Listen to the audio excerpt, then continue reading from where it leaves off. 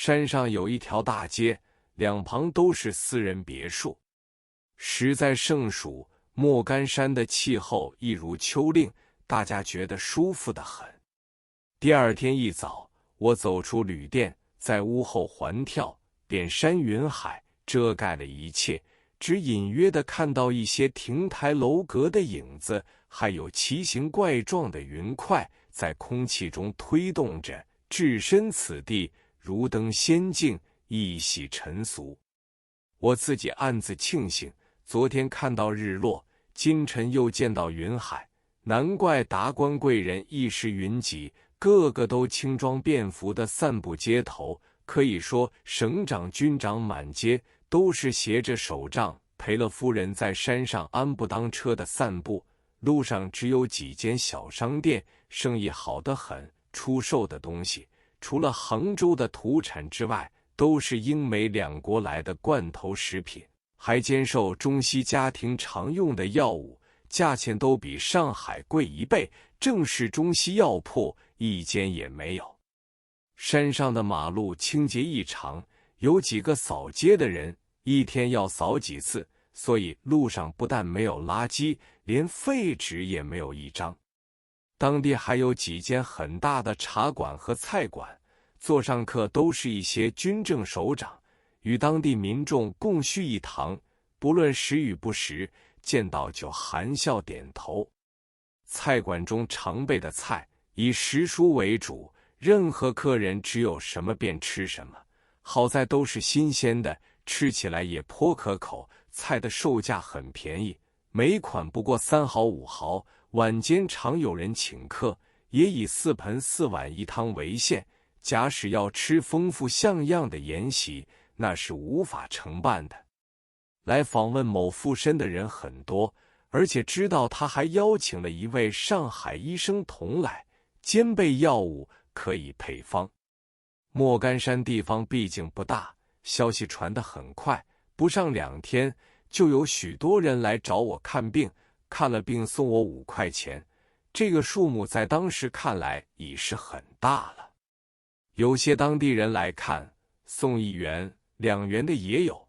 我对这些病人只问姓氏，从不问名字，其中可能有不少大人物在内。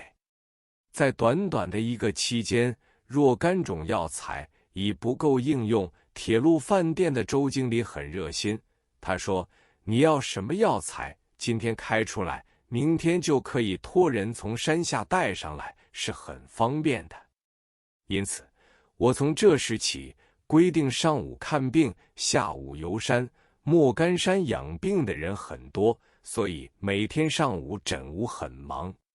铁路饭店有一个大客厅，每逢星期一大清早，就有300多人来这里做纪念粥。除了主席台有一个小方桌之外，大家都站着讲话和听讲。我看不到有什么警卫人员，旅馆中的旅客去参加的话，也不拒绝。我想铁路饭店的客厅看来是莫干山最大的，每次有什么重要会议，也都是在这个厅中开会。我在莫干山看早晚不同的景色，认为那边的3个庙很是美丽，而且可以去烧香品茗。又有一个尼姑庵，门虽设而常关，游客也可以叩门而入，我也进去过一次。我在莫干山住了1个半月，我的日用开支很少，而且还收到诊金和药费2000多元。离开莫干山返上海的时候，某绅还要送我一笔钱，我坚持不收，但是旅馆的账数目甚大，他早已付清了。药学词典好梦成空，我的康健报出版到第3年，已然小有积蓄。有一天，谢立恒老师约我到他家一谈，见到谢老师面目浮肿，腿部也肿得厉害。坐定之后，他深深地叹了一口气说：“这次有病，恐怕不久于人世了。”我多年以来花了许多心血和金钱，搜集医书近1000种，这些医书我想完全转让给你，随便你给我多少钱，因为爱书的人未必有钱，有钱的人未必爱这种书，只有你才有用处。我说，这是无价之宝，我极愿意拜领，但是代价若干，我实在不敢讲，请老师吩咐吧。谢老师说，我只想得到2000元，余愿已足。我说，那似乎少一点，我愿意奉承老师2500元。谢老师面上露出笑容说，那就好极了。不久，谢老师的病豁然而愈，我约他到功德林吃素斋。谢老师说，你买了我的医书之后，我胸襟大开，对疾病的消除大有帮助，否则我为了这些书愁都愁死了。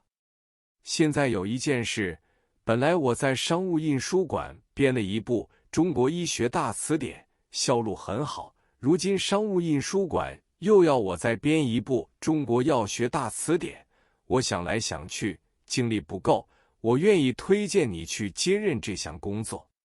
我说，我年纪太轻，恐怕商务印书馆不会接受的。他说，我的话，商务方面绝对信任，只要你在馆外着手工作，相信一定会得到成功的。我说，那是求之不得的机会，我很愿意去试试。于是我就先拟了编著大纲和内容的一部分，即如人参一条，字数达2万余字。这些稿件配上了彩色图片，送交商务印书馆编译所所长张元济、菊生审查。初时好像石沉大海，杳无音讯。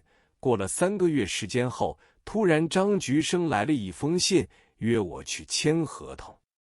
那天是谢烈恒老师陪我去的。张菊生见到我的年纪轻到出乎他想象之外，面上露出诧异的神情，就问我的学历。我不慌不忙地一一作答，并且说我是章太炎、谢烈恒、丁干人、丁仲英、姚公鹤的门生。他听了很高兴，接着我拿出一套五彩药物标本图，画得张张十分神似。他一再翻阅，问我这些图片是哪里来的。我说，这些图片是照着圆珠新鲜的药用植物来写生的。他看了之后就说，你这部书编成之后，比你老师那一部医学大辞典还要实用。他又问我，这部书全书一共有多少字？我说，谢老师的医学大辞典是320万字，我决定也是这个字数。张菊生说，这种专门图书稿费规定每千字是3元，全书应该是9600元，图片稿费不计，你以为如何？我说，好的。接着就签了字，合约上写明预付全部稿费1成，为960元。张菊生详详细细地和我讨论编纂大纲，他贡献了好些意见，而且留我和谢烈恒老师在他们餐厅中吃了一餐饭。这个餐厅并不大，只能容6桌人，菜肴很简单，和编辑部同仁吃的一样。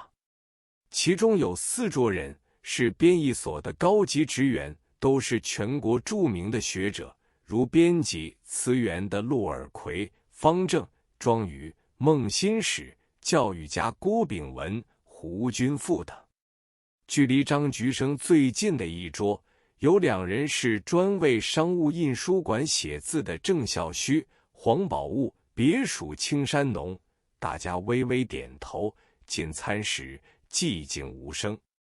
和我们同桌坐的是蒋维桥、杜亚全、王锡神，虽在一桌共餐，大家都谨守着食不言的古训，很迅速地吃罢了饭，起身就走。